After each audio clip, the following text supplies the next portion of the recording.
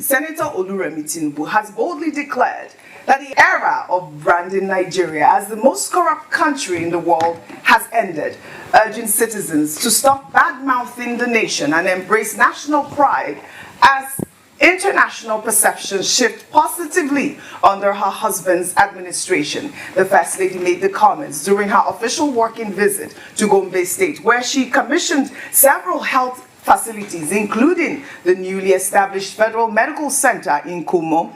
The First Lady emphasized that the world now views Nigeria as a nation of opportunity and rising global relevance owing to President Bola Ahmed Tinubu's ongoing reforms. In the spirit of Mr. President, that his speech was different, calling on us and Nigerians, stop bad-mouthing your nation.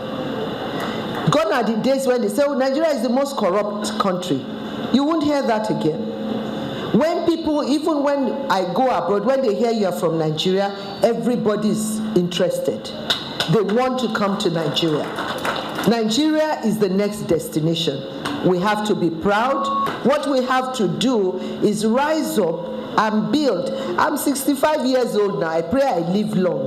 But I'm working so hard so that when my husband finishes tenure in office, then me too, I can walk around safely. That is what drives me to do the work. Well, her comment has garnered a lot of reactions, but in their recognition of the First Lady's efforts, the Lamido Ako conferred upon her the traditional title of Queen Warrior of Ako Emirate, honoring her commitment to championing the interests of vulnerable groups across Nigeria. Well, in the same vein, an old video featuring former Minister of Education Obieze on British-American broadcaster Mehdi Hassan's 2015 episode of Head to Head discussing corruption during former President Olusegun Obasanjo's administration has resurfaced online. Well, during the interview, Hassan pressed Ezekwesili to respond to claims made by former EFCC chairman Nuhu Ribadu, who alleged that Obasanjo's regime was more corrupt than that of the late General Sani Abacha. Let's take a listen. But you reject the idea that the Obasanjo government was as corrupt, or not, if not more corrupt, than governments that came before us? There was no way it could have been more corrupt than the government of Abacha. Okay. I'm sorry. Do you accept, in hindsight, that that government you were part of, you were basically, no one's ever accused you of corruption personally, but you were basically window dressing for a very corrupt regime? And here today, even today, you won't acknowledge that fact. Well, you know, I don't know about window dressing. One thing that I was known for was my inability to be an image launderer for anyone.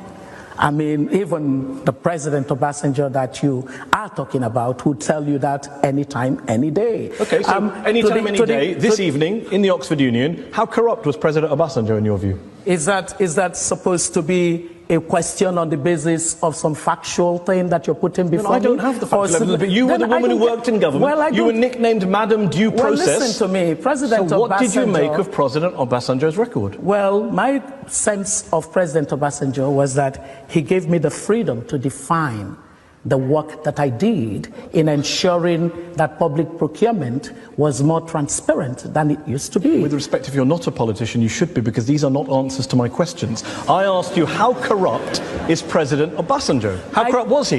His corruption chief says he was more corrupt than Sani Abacha. What is your view? Little bit less corrupt? Little bit more corrupt? Well, listen to me. I already said to you that I do not do anything on the basis of anecdotes.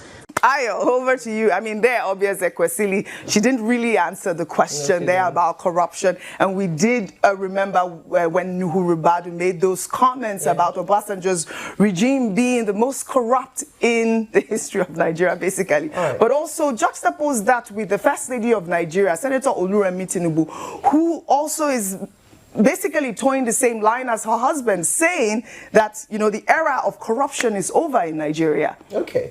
So this conversation started, I think, when President Tinubu had gone, I can't remember the country now, one of his foreign trips. Brazil. Yes. And he had said that corruption is gone. And we had quite a robust debate and conversation around that, even had his spokespeople come out to clarify what he meant by that.